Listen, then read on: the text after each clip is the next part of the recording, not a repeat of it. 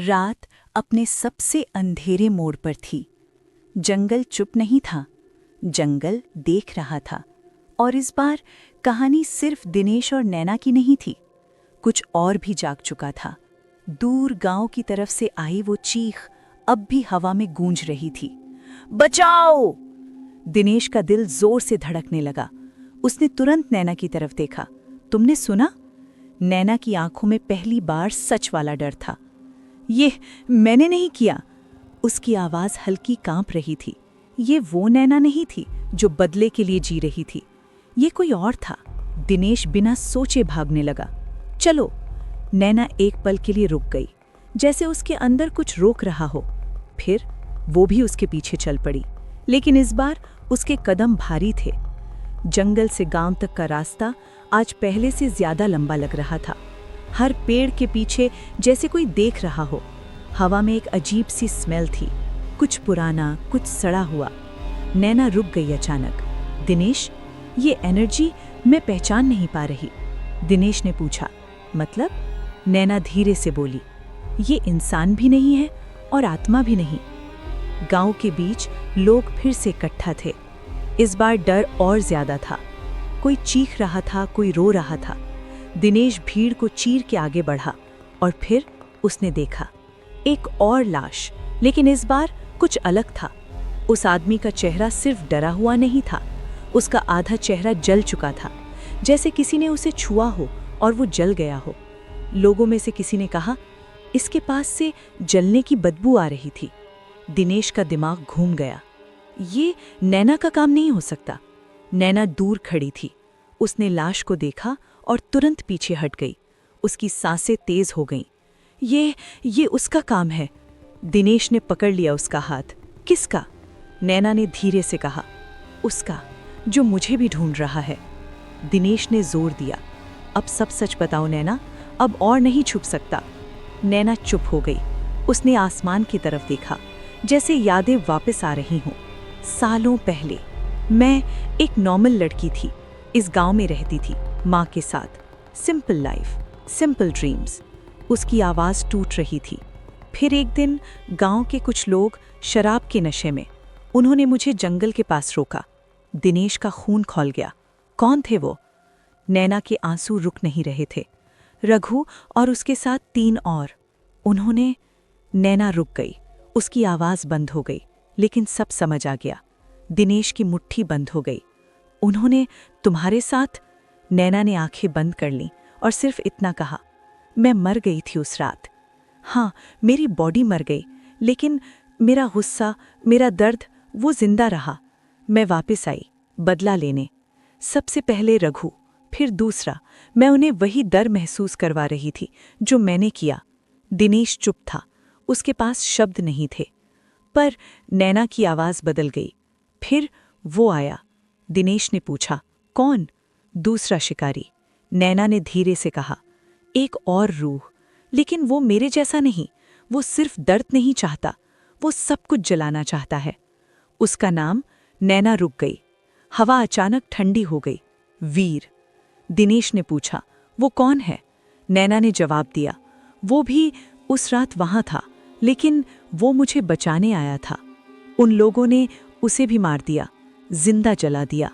मैं बनी बदले की रूह और वो बन गया आग का शैतान।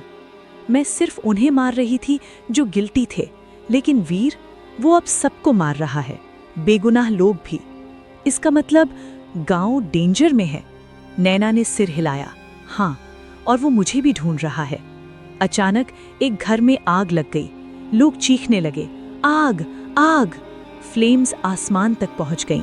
नैना का चेहरा सफेद पड़ गया। वो आ गया। आग के बीच एक शैडो बनी।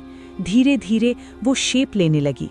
एक आदमी जिसका पूरा शरीर जल चुका था, आंखें सिर्फ आग। नैना! उसकी आवाज जलती हुई थी। तुम मुझे छोड़ के चली गईं। नैना चीखी, वीर, रुक जाओ। मैं तुम्हें बचाने आया था, पर तुमने मुझे भी छोड़ दिया। अब मैं सबको जलाऊंगा। दिनेश आगे बढ़ा। बस करो। वीर हंसा। इंसान, तुम समझते क्या हो? एक फ्लेम उसकी तरफ आई। दिनेश गिर गया। नहीं! नैना उसके सामने आ गई। उसे छोड़ दो, जो चाहिए मुझसे लो। वीर रुक गया और धीरे से बोला, बस यही तो चाहता हूं, तुम मेरे साथ चलो। दिनेश चीखा, नैना मत जाना। नैना उसकी तरफ मुड़ी, आंखों में आंसू। मैं वापस आऊंगी। और वो आग के अंदर चल दी।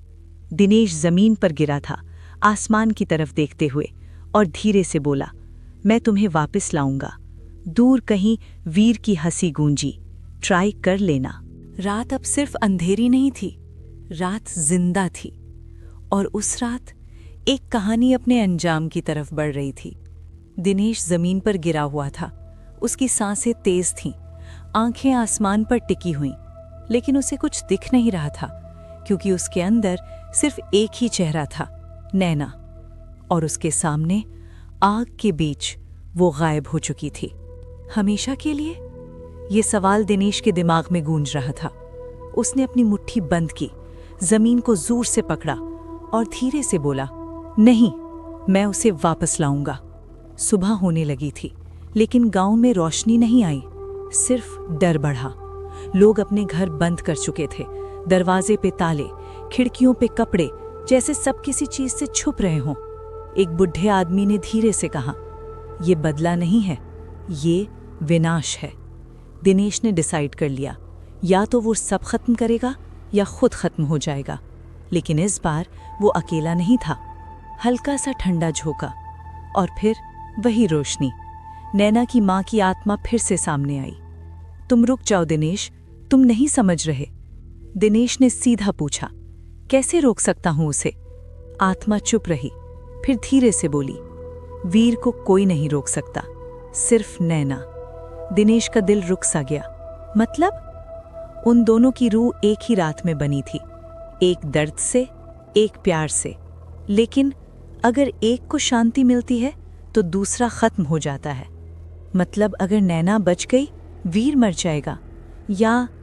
आत्मा ने आंखें झुका लीं। अगर वीर जीता तो नैना हमेशा के लिए खत्म।